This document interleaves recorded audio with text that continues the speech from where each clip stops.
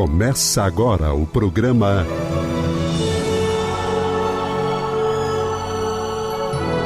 O Livro dos Espíritos em Nossa Vida.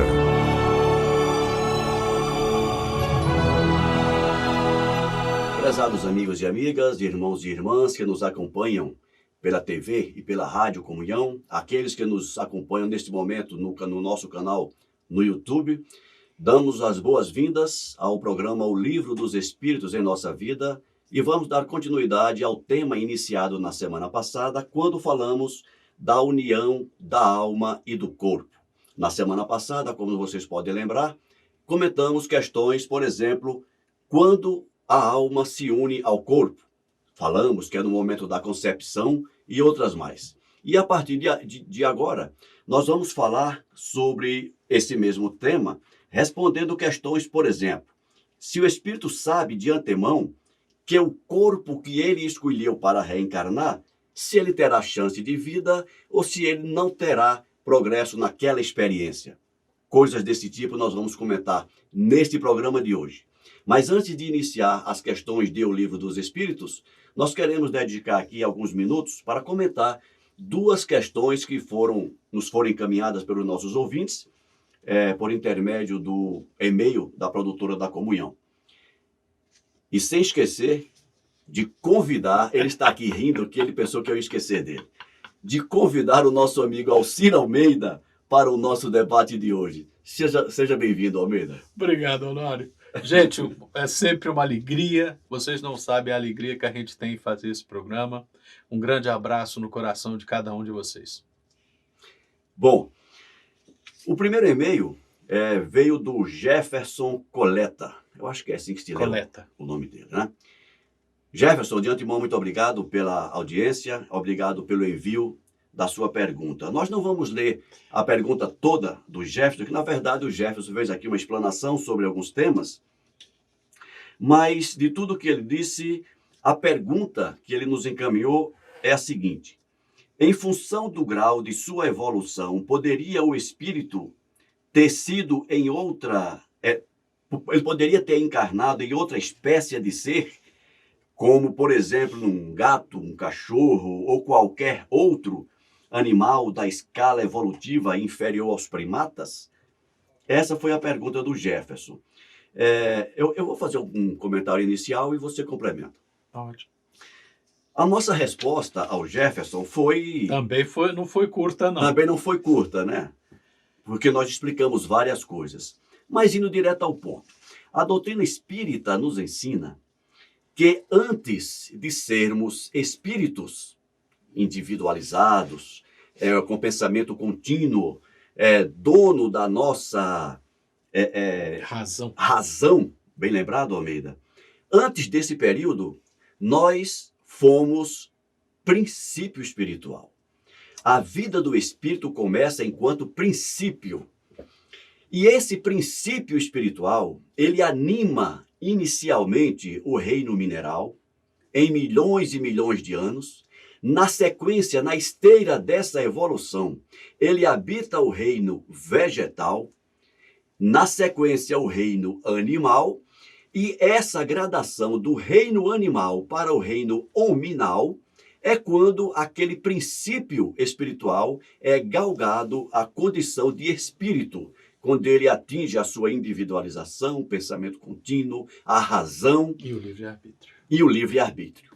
E a partir daí ele inicia a sua escalada infinita de evolução do espírito. Então, isso que nós respondemos para o Jefferson, no e-mail que nós mandamos para ele, estamos aqui reforçando para o Jefferson e para todos que nos acompanham, mas eu queria frisar também, nós colocamos essa indicação para o Jefferson e agora para todos vocês, alguns livros que são de extrema importância para quem tem interesse nessa temática. A começar pelo Livro dos Espíritos, que vai a partir da questão 612. A questão 612 inicia o tema que trata dessas questões. E obras complementares a essa temática, nós sugerimos o livro Emmanuel, é o nome do livro, é o título do livro, Emmanuel. O autor é o próprio Emmanuel, pela psicografia do Chico Xavier. Uma outra obra que nós sugerimos também para o Jefferson, o livro A Caminho da Luz, também do Emmanuel e também psicografia do Chico Xavier, e O Consolador, também do Emmanuel, pela psicografia do Chico Xavier. Então, Jefferson, mais uma vez, muito obrigado pela sua participação. Vamos ouvir agora um pouco o que o Almeida tem a nos dizer sobre isso. Obrigado, Ricardo. Olha, você já colocou tudo que eu acho que é importante nessa questão. Eu só gostaria mesmo de resumir. Jefferson, quando você relê o Livro dos Espíritos, nessas questões aí, você vai perceber, como muito bem colocou aqui o Ricardo, nós fomos criados simples e ignorantes. O Pai Eterno tem para cada um de nós um plano, um maravilhoso plano de progresso, de desenvolvimento, né? Ele decidiu, com muita sabedoria, que nós não deveríamos ser criados perfeitos, porque senão nós não teríamos mérito nenhum. Nós não teríamos nos esforçado, trabalhado, vivenciado para chegar na perfeição, ainda que relativa. Agora, no momento em que ele nos criou simples e ignorantes, antes de chegar no aspecto da angelitude, a gente necessita passar por experiências, como bem colocado, no reino mineral, né? Ou seja, aquela essência do que hoje nós somos, vivencia no mineral a questão de interagir com a matéria, de ampliar, de se expandir. Depois ele passa para o reino vegetal, onde ele começa a desenvolver a sensibilidade. Chega no reino animal para aprender a motilidade, a se movimentar dentro da matéria, até chegar, como foi muito bem colocado, na questão do pensamento contínuo, na imaginação, no livre-arbítrio, né? Que é mais uma fase na sabedoria. Até poder, para a próxima fase, que a gente só sabe que existem outras fases, mas o nosso conhecimento só chega até aqui. Então, respondendo especificamente ao que você perguntou, sim, nós, seres humanos, já vivenciamos em outras espécies, já encarnamos, se podemos usar essa palavra, o princípio espiritual, porque não se fala espírito, o princípio espiritual já esteve na carne de um animal, já esteve na substância de um vegetal, já esteve num mineral. Agora, bem entendido, esse caminho é unidirecional, não retroage. Se você saiu do mineral e foi para o vegetal, você não volta ao mineral. Passou do vegetal ao animal, não volta. Passou do animal para o hominal, não volta para o animal, como a tese da metempsicose defende. O espiritismo defende que o ser humano, o espírito, ele tem um desenvolvimento unilinear, é para frente sempre, para frente e para cima. Você pode até, por insistência ou por alguma falha, ficar parado, mas nunca anda para trás, sempre adiante. Obrigado, Almeida. Espero que tenhamos atendido a expectativa do Jefferson. Se não atendemos, Jefferson, pergunta de novo. Manda outro e-mail e a gente vai tentando atender perdão, a sua expectativa. Agora vamos para a outra pergunta que nos foi feita por uma menina, a Natália, né? Menina, lá das minhas Minas Gerais. Um abraço, Natália. Lá de Belo Horizonte, a Natália também é uma Nós não ouvinte. vimos onde é que é, de onde era o Jefferson, né? Não dissemos. O Jefferson, Acho que ele não disse o local. interior de São Paulo. Interior de São Paulo. Ele não citou a cidade, mas ele é do interior de São Paulo. Ok. Bom, a Natália, ela vem com uma questão também interessante. Ela se refere a um programa que ela viu, que ela assistiu, que nós falávamos do processo reencarnatório, né? Que ele se inicia na concepção, até os 7 anos de idade, a criança, o espírito ainda está aglutinando-se, tomando conta do corpo que ele recebeu daquela encarnação. Ou seja, é um tema, inclusive, que nós vamos continuar hoje, né? Exato. Mas a Natália pergunta o seguinte: considerando que a encarnação, que a reencarnação, ela só se consolida a partir dos 7 anos de idade, em média aproximadamente, ela faz uma pergunta bem interessante, Almeida. Eu também achei. Se a criança desencarna antes dos 7 anos, ou seja, antes dessa consolidação, o processo de desencarne é menos doloroso? É mais fácil? É menos sofrido? Tem menos turbulência, como nós comentamos em programas anteriores? Essa pergunta eu achei fenomenal, porque ela expõe a questão da encarnação, porque a encarnação não é apenas a ligação aliás, é a ligação da parte espiritual com a parte material, claro, óbvio.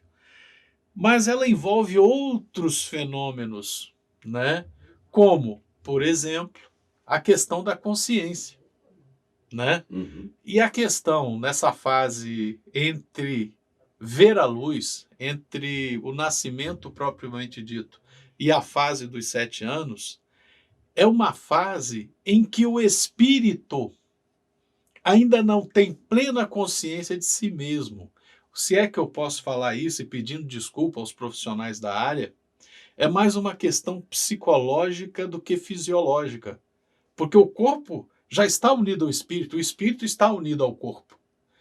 O que ainda não terminou de se desenvolver é a parte da personalidade, que é uma personalidade infantil, que aos poucos começa a tomar forma. É só quem já teve a oportunidade de conviver com uma criança, é um animalzinho, é um embriãozinho, é um feto, é um bebê que só sabe gritar, comer, beber, dormir e excretar, né? Aos poucos ele começa a falar, ele começa a lá, e começa a falar e aprende a falar com uma rapidez que os estudos modernos ainda não conseguem explicar. Mas é uma questão psicológica que se põe. Uma criança de 8, 9 anos já tem uma personalidade própria.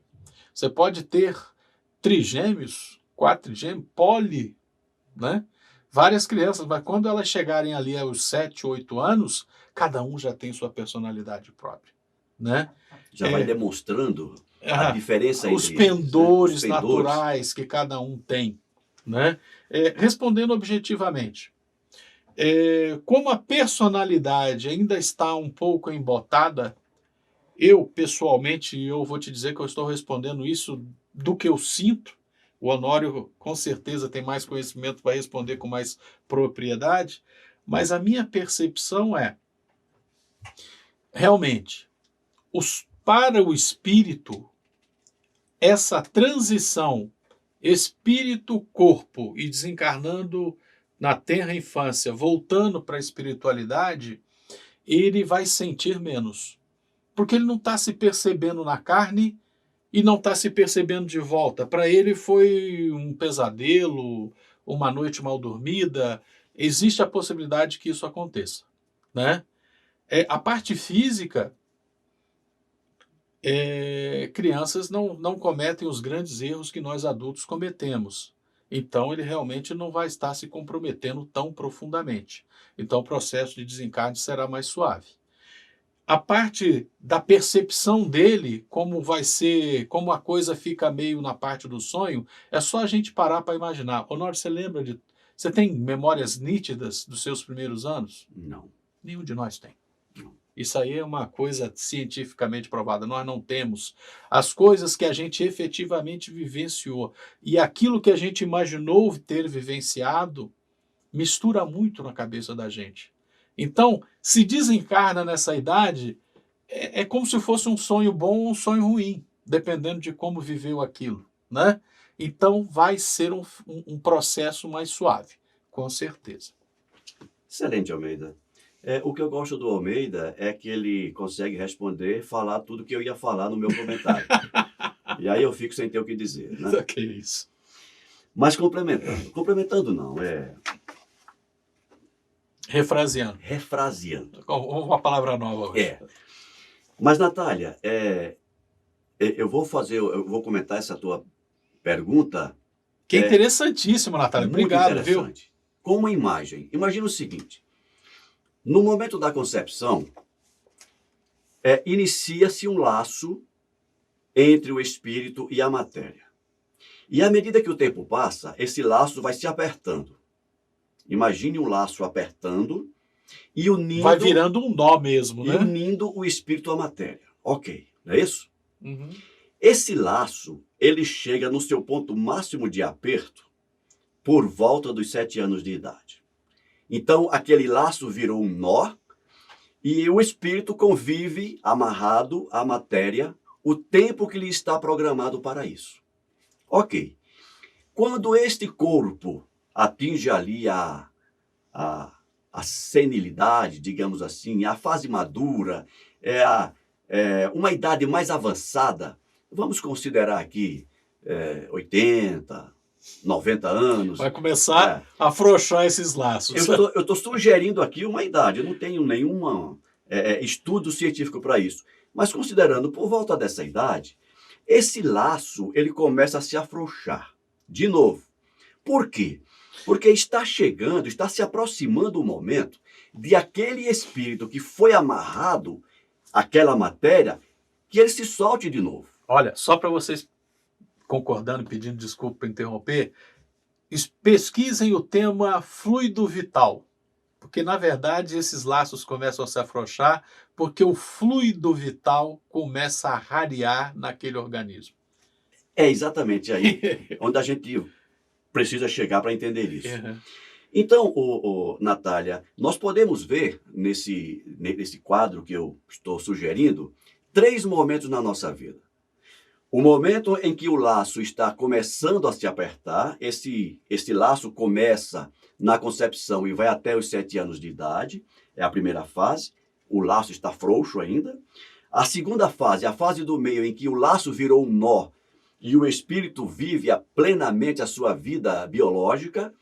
E o terceiro momento é aquele em que o fluido vital começa a escassear no corpo físico e o espírito começa a se desapegar. Ele vai se desapegando lentamente daquele corpo que o mantinha preso. Isso que eu estou dizendo é para que nós entendamos que tanto nessa primeira fase como na terceira fase, o espírito ele está menos preso ao corpo. Se ele está menos preso, se o laço está menos apertado, consequentemente, se ele precisar evadir-se daquele corpo pelo desencarne, consequentemente, as consequências serão menos fortes, digamos assim. E enquanto menos Almeida, traumáticas, menos né? traumáticas.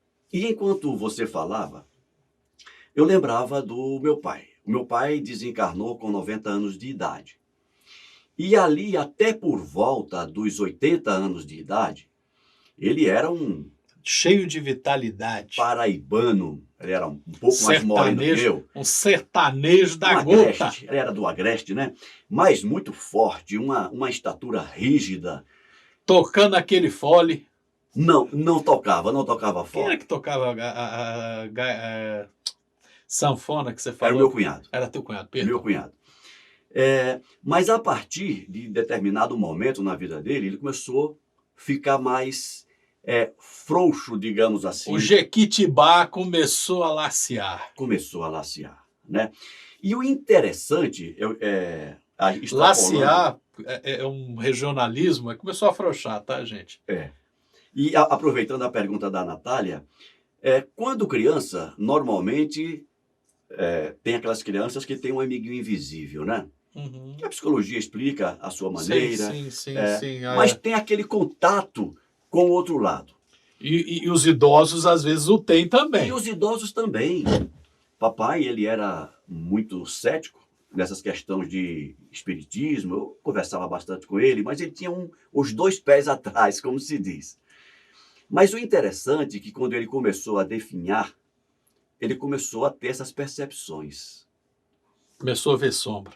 Começou a ver sombra, começou a ver o sogro dele, o meu avô, que já tinha desencarnado, chegou a ver a mãe dele. Começou a conversar com o povo do outro lado. Começou a conversar com o povo do outro lado. E Virou médio depois de velho. ele teve Parkinson e Alzheimer Ah, simultâneos, poxa né? vida. Ele agregou os dois alemães ao mesmo tempo. Mas em momentos de Lucidez. lucidez, ele chegou a comentar comigo uma vez assim: você estava certo. A gente consegue conversar com aqueles que estão do outro lado. Eu estou comentando isso só para que a gente exemplifique o que nós estamos comentando na resposta à Natália, para dizer que na primeira fase e na terceira fase, os laços que unem o espírito à matéria, eles estão menos apertados, mais frouxos. E, consequentemente, essa frouxidão nesse laço torna o desencarne Mais mais suave. fácil, Mais suave. mais suave. O oposto também é verdade. Se você desencarna nessa faixa do meio, na segunda fase, por um acidente, por uma Violência qualquer. violência qualquer, certamente o espírito ele tem muito mais dificuldade de evadir-se do corpo, porque o fluido vital, orgânico, que prende o espírito, ele está muito forte, muito ativo. E isso dificulta a separação do espírito da matéria. Mais alguma coisa, Almeida? Natália, Jefferson, muito obrigado pela pergunta de vocês. E você que está aí também nos assistindo e ficou em dúvida, esteja à vontade, siga o exemplo do paulista Jefferson e da nossa irmã mineira Natália. Apresente suas perguntas também. Forte abraço.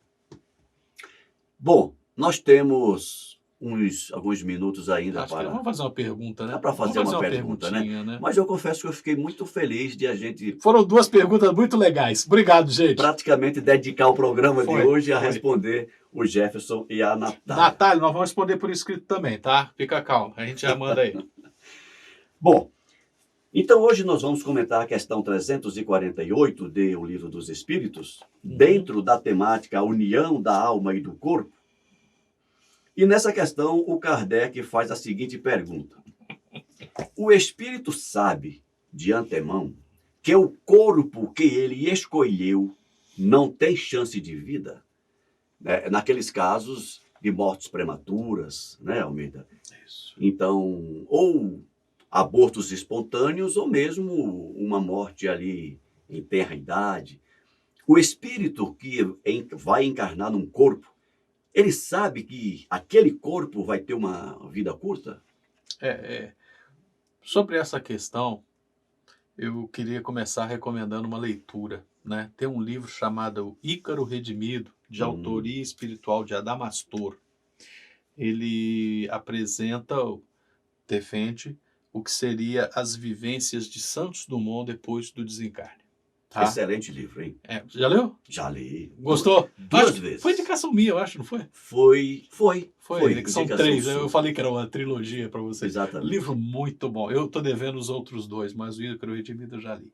Gente, Corrigindo para sermos honestos. Aham. Você me falou da trilogia, mas o Ícaro Redimido, quem me sugeriu foi o Guidini. O Guidini, tá. O Guidini é um colega Grande nosso. abraço, Guidini. Grande Paulista abraço, também do interior, gente. É verdade. Forte abraço pro Guidini. Está lá em São José do Rio Preto agora. Isso. Já foi para lá? Já. Que legal. Tá lá agora. Então, gente, respondendo a pergunta do Livro dos Espíritos. Existem situações que o espírito vai saber. Normalmente não, né? Na maioria das vezes, quando precisa vivenciar essa experiência do desencarne, logo nos primeiros momentos, o corpo anencéfalo, um corpo que tem um defeito genético fortíssimo que não permite que a vida prossiga e o desencarne se dá em seguida? Não, né? Normalmente, na maioria das vezes, não sabe. Mas qual era a pergunta? Não era só isso. Se ele sabe... O espírito sabe de antemão que o corpo que ele escolheu não tem chance de vida? Olha, na maioria das vezes, não. Existem situações que sim. Depende. Depende da evolução do espírito, né? Quanto mais evoluído, mais ele sabe das suas experiências futuras e das suas necessidades. Engraçado que a resposta, ela responde a pergunta, mas ela já encaminha Para a próxima. para uma possibilidade. Uhum. A resposta é o seguinte: sabe-o algumas vezes, Algumas vezes. porém, se escolheu por esse motivo, esse corpo, Sabe que é precisa. porque está recuando da prova. Perdão, qual é o... Eu vou repetir a resposta. Sabe algumas vezes, Algumas vezes porém, sabe. se escolheu por esse motivo, é porque está recuando diante da prova. A resposta, ela está sugerindo que o espírito pode ter escolhido um corpo que ele sabia de antemão que ele não teria vida, já com a intenção de não permanecer na reencarnação. Olha, isso é perigoso. Então, o quadro é o seguinte: o espírito, ele é convocado para a reencarnação, mas ele não quer reencarnar. Aí ele fica sabendo que aquele corpo para o qual ele está sendo designado, ele vai desencarnar ali rapidamente. Aí ele diz assim: não, então eu quero esse corpo. Ok. Gente, tem mais perguntas para frente. É. Essa aí vai ser mais... Se ele fizer isso, é porque é um espírito que está recuando da prova. Ele não está... Dá a volta à matéria. Exatamente. Ele não está querendo assumir a responsabilidade para uma encarnação completa. Mas temos tempo para a segunda? Acho que não. Agora acho que... eu acho melhor até a gente deixar por aqui, né? Mais uma vez agradecer aí a Natália e o Jefferson. Dizer para todos vocês que têm dúvidas, que estão gostando do programa, diga que estão gostando. Se não estão gostando, por favor, critiquem, apresentem suas sugestões, tá? Na certeza, e sobre essa questão aí de recuar, a gente não deve recuar das provas da gente, né? Em qualquer situação na vida, a gente sempre tem que fazer um autoexame, reavaliar a nossa confiança no Pai Eterno, né? Examinar como é que está a nossa fé, porque vamos lembrar, como diz Kardec, né? Fé inabalável é aquela que encara todas as situações da vida de forma firme. É verdade. Fica aqui uma mensagem de muita fé e confiança para todos vocês. Gente, parece ter sido premeditado a gente deixar vocês assim com um Vontade de querer mais. um gostinho, mas não foi. Vamos obedecer o nosso horário. Eu quase que eu já ia emendando Você ia aqui. disparar, ia fazer 2 em 1 Se hoje você aqui. não chama atenção, né? Mas na semana que vem, continue nos assistindo. Nós vamos dar continuidade a essa temática, a união da alma e do corpo. Essa questão que acabamos de fazer e responder, ela tem desdobramentos futuros, então não percam. Semana que vem estaremos de volta com mais um programa, O Livro dos Espíritos em Nossa Vida. Muito obrigado, Almeida. Eu que agradeço sempre. Um abraço a todos. Fiquem com Deus.